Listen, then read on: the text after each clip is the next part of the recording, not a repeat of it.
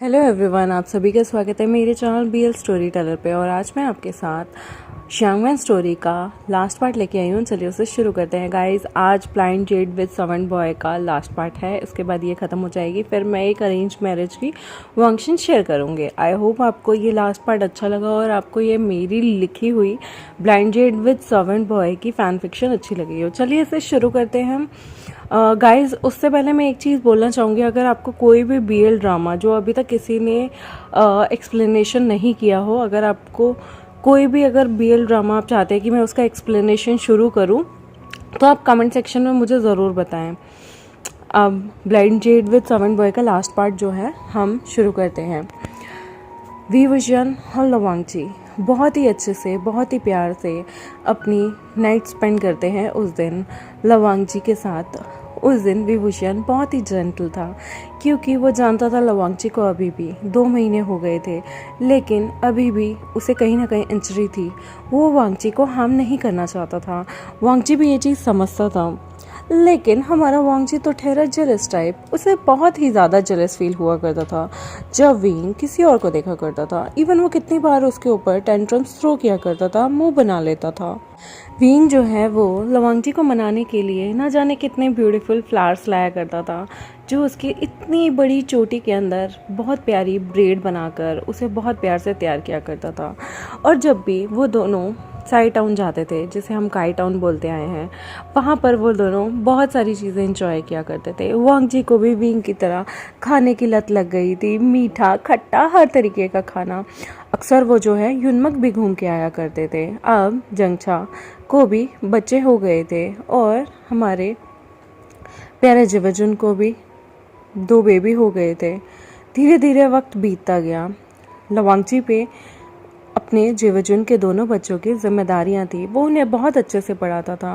वो उसे अभी भी नहीं पता था कि वो पेरेंट नहीं बन सकते, और वो अक्सर विंग के साथ बेबी के लिए प्लान किया करता था। विंग ये बात जानता था, बट वो इनोसेंट लंजा को हर्ट नहीं कर सकता था, क्योंकि वो जानता था कि लंजा जो है वो अब कभी भी एज अ मदर नहीं बन पाएगा, वो कंसीव नहीं कर पाएगा।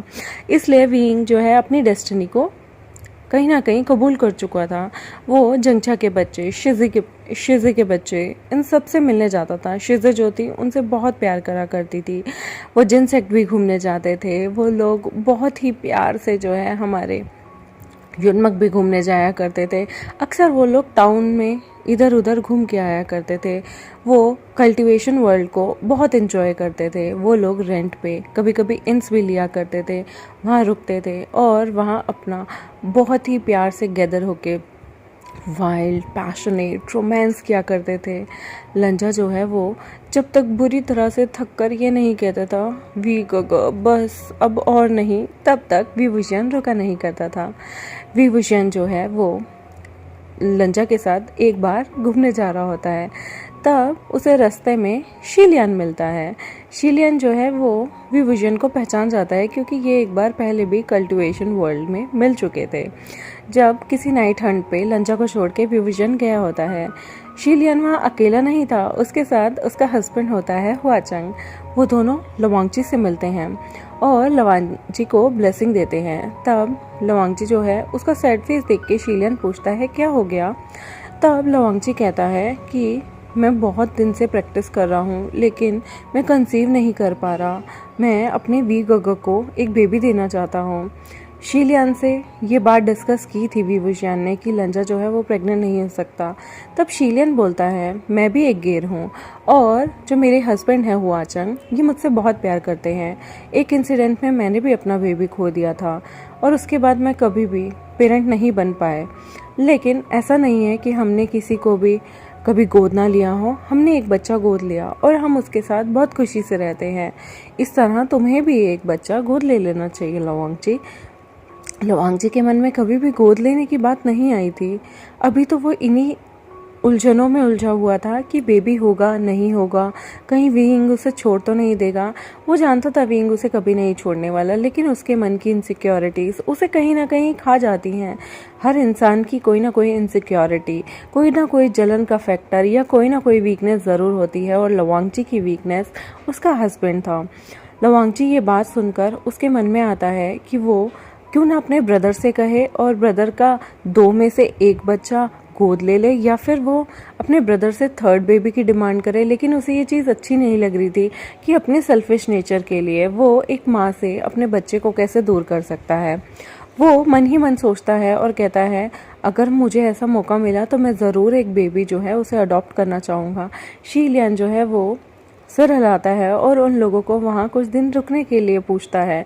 लेकिन लवांगची और वी वुशियान को घूमने के लिए आगे जाना था और उन्हें लेट भी हो रहा था, क्योंकि बीच में चलते चलते उन्हें कहीं जगह बहुत सारे कल्टीवेटर्स ने इनवाइट भी किया हुआ था खाने पे।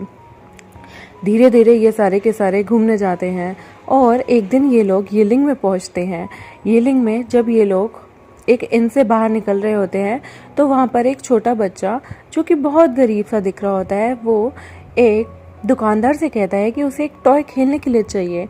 लेकिन वो दुकानदार उस बच्चे को इंसल्ट करके और उस बच्चे को धक्का देके गिरा देता है। वो छोटा सा बच्चा वो रोने लग जाता है, अपने कपड़े जो है वो एकदम से झाड़ने लगता है और एकदम से वो वांगची के पास आके उसके पैर को पकड़ के कहता है रिच गोगो प्लीज़ मुझे वो टॉय दिला दो।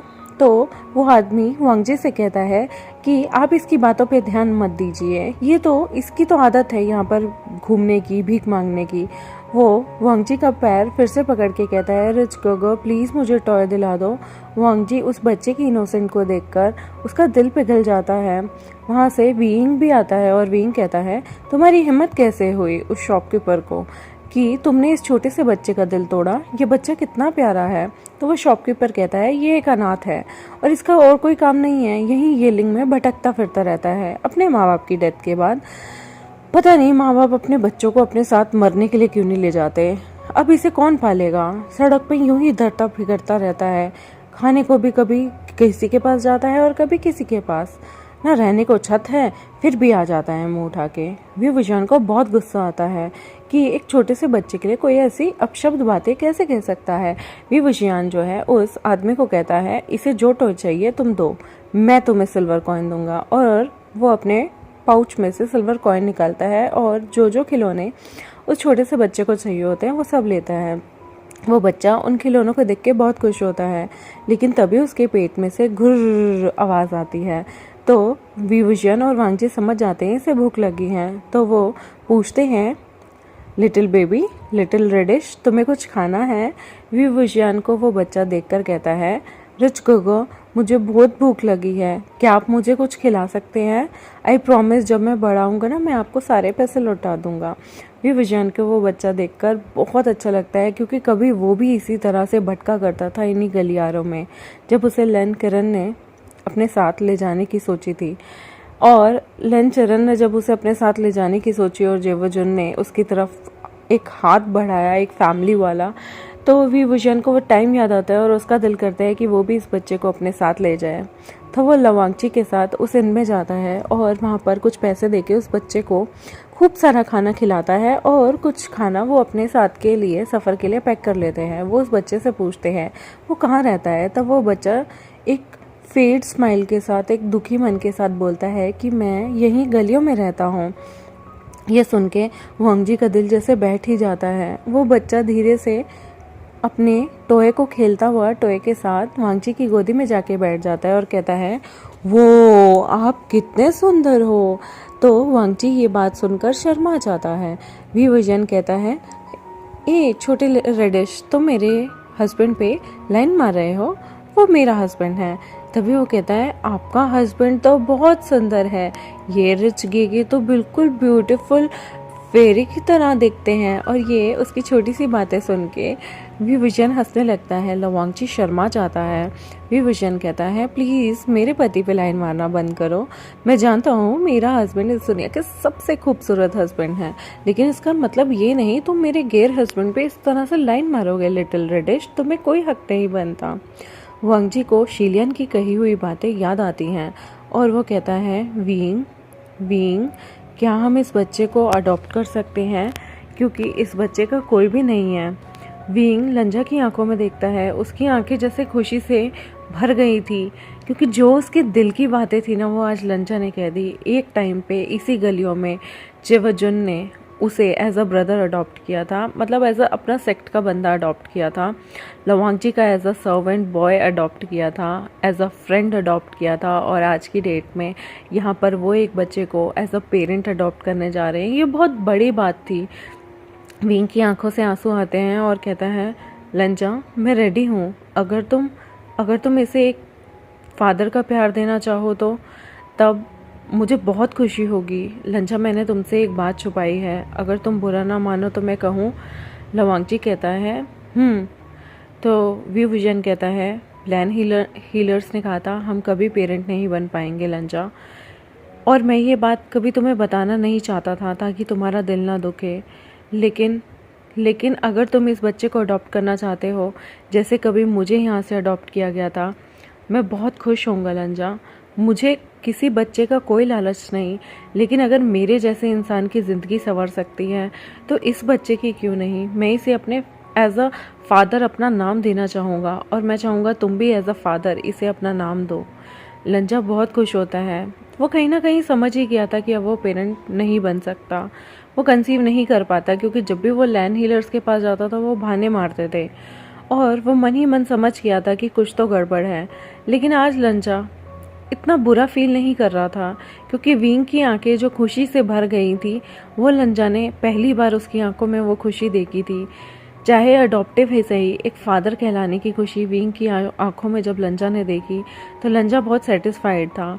अब उसे विंग को खोने का डर भी नहीं था, क्योंकि विंग का इस बच्चे को लेकर जो प्यार था वो उसे उसके बचपन की याद दिलाता है, और कहीं ना कहीं इस बच्चे से उसे जोड़ता भी है। लंजा उस बच्चे से पूछता है, क्या तुम मुझे और इन्हें अपना फादर मदर कंसीडर करोगे? वो बच्चा कहता है खुशी खुशी बिल्कुल। तो लंजा से वो पूछता है, रिच गोगो आपका नाम क्या है? तो लंजा कहता है फादर। तो वो बच्चा कहता है फादर। तो विंग हंसते हुए कहता है, लंजा कह रहा है कि तुम उसे फादर कहो और मुझे भी। वैसे तुम लंजा को फादर मत बोलो, वो तुम्हारी मदर है। तो लंजा ये देख के विंग की तरफ मुंह बनाता है और कहता है विंग। विंग कहता है, क्यों, तुम इसकी ब्यूटीफुल मदर नहीं होगे? अगर तुमने इस छोटे से बच्चे को, इस लिटिल रेडिश को जन्म दिया तो तब भी तो तुम मदर होते ना, तो अब भी तुम मदर हो। लंजा जो है वो शायली शर्माने लगता है। विंग जो है वो लंजा के गाल खींचता है और किस करता है। तो जो वो छोटा सा बेबी होता है वो भी लंजा के दूसरे गाल पे किस कर देता है। विंग कहता है, ओ छोटे शैतान, ये मेरा हस्बैंड है, तुम कैसे किस कर रहे हो? तो वो छोटा सा रेडिश बच्चा बोलता है कि ये मेरे फादर हैं, तो मैं तो किस कर सकता हूँ। विंग हंसने लगता है। वो लोग जो हैं वो प्यार से उस बच्चे से नाम पूछते हैं, तो वो अपना नाम युआन बताता है। वो कहता है, मैं वेन युआन हूँ, और मेरे पेरेंट्स पता नहीं मुझे कभी लेने नहीं आए, मेरे पेरेंट्स भगवान के पास चले गए हैं। विंग कहता है, कोई बात नहीं, आज से हम तुम्हारे पेरेंट्स हैं, मैं तुम्हारा फादर और ये तुम्हारी मदर। लंजा जो है वो कहता है विंग। वो कहता है, चलो चलो हम एक इन लेते हैं, वहाँ पर हम युआन को नहला धुलाकर प्यार सा ड्रेसअप करके प्यारा सा बाबू सा शोना सा बेबी बिल्कुल बना के रखेंगे। और अब तुम लैंड सेक्ट में जा रहे हो, मैं तुम्हें एक सीक्रेट बताता हूँ, वहाँ ना बहुत ही बेकार कपड़े पहनते हैं, बिल्कुल सफ़ेद रंग के। तो वो छोटा सा बच्चा कहता है, सफ़ेद तो बहुत अच्छा कलर होता है। तो वी विजन कहता है, ओह माय गॉड, ये तो सच में लवांगजी तुम्हारी तरह है। लवांगजी जो है वो स्माइल से देखने लगता है और क्यूट से लैन्युआन को ज़ोर से टाइट हक करते हुए कहता है, तभी तो ये हमारा बेबी है ना विंग। और विंग कहता है, ऑफ कोर्स मैं तो वेट कर रहा हूँ। आई गेस लंजा हमें अब घूमना यहीं बंद करके एक बार क्लाउड रेसेस जाना चाहिए। मैं तुम्हारे अंकल चरण और भैया यानी कि ब्रदर शिचन को बताना चाहता हूँ कि अब हम भी पेरेंट बन गए हैं। बाय ब्लड ना सही, लेकिन बाय रिलेशनशिप हम इसके फादर मदर होंगे और ये हमारा बच्चा होगा। मैं इसे एक कर्टेसी नेम भी दूंगा। लंजा तुम्हें क्या लगता है हमें इसे क्या नेम देना चाहिए? लंजा कहता है शिजुई। तो विभूषण कहता है, हाँ बिल्कुल, लैन शिजुई कैसा रहेगा? तो लंजा उसे आंखें ब्लिंक करके देखता है और कहता है, लैन शिजुई। तो विभूषण कहता है मैंने याद है ना तुम्हें एक बार कहा था, मैं चाहता हूँ बच्चों का नाम तुम पे जाए क्योंकि मेरे पेरेंट्स नहीं हैं, मेरा कोई बहुत बड़ा सेक्ट नहीं है, तुम्हारे सेक्ट का बहुत बड़ा नाम है और इसका प्रिविलेज मेरे लेन शिजुई को भी मिलेगा। क्यों लेन युआन, तुम्हारा अच्छे नाम लेन शिजुई भी है। तो वो प्राउडली कहता है शिजुई, क्योंकि छोटा बच्चा होता है तो उससे बोलना नहीं आता। तो विभूषण कहता है अच्छा बोलो हैंगवांगजुन। तो उसे हैंगवांगजुन भी बोलना नहीं आता, तो वो कहता है हैंगजुन, हैंगजुन। तो विभूषण हंसता और कहता है देखा देखा लंचा, इसे हैंगवांगजुन भी नहीं बोलना आता, बोलो मदर। तो वो प्यार से वो छोटा सा बच्चा बोल देता है मदर। कहता देखा ये एक्यूरेट बोला है लंजा, तुम इसकी ट्रू मदर हो। लंजा भी हंसता है और कहता है विंग, हमें अंकल और हमारे ब्रदर से बात करनी होगी। विभूषण हाँ भर देता है। वो दोनों के दोनों, उनकी शादी को 6 साल हो गए थे और आज वो इस बेबी को अडॉप्ट करने जा रहे थे। वो आके जो है वो लोग वापस से जब हमारे क्लाउड रेसेस आते हैं, वो लोग लन चरन को और लन शिचन को सारी बातें बताते हैं, कैसे वो बच्चे से मिले और उसे अडॉप्ट किया।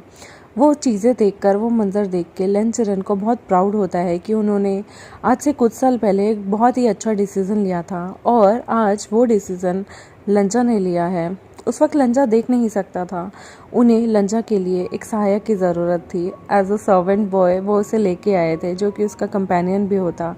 और आज देखो लंजा के लिए वो वहीं से एक बेबी लेके आए हैं, जहाँ से उस बच्चे को एक मदरली, एक फादरली फिगर भी मिल सके।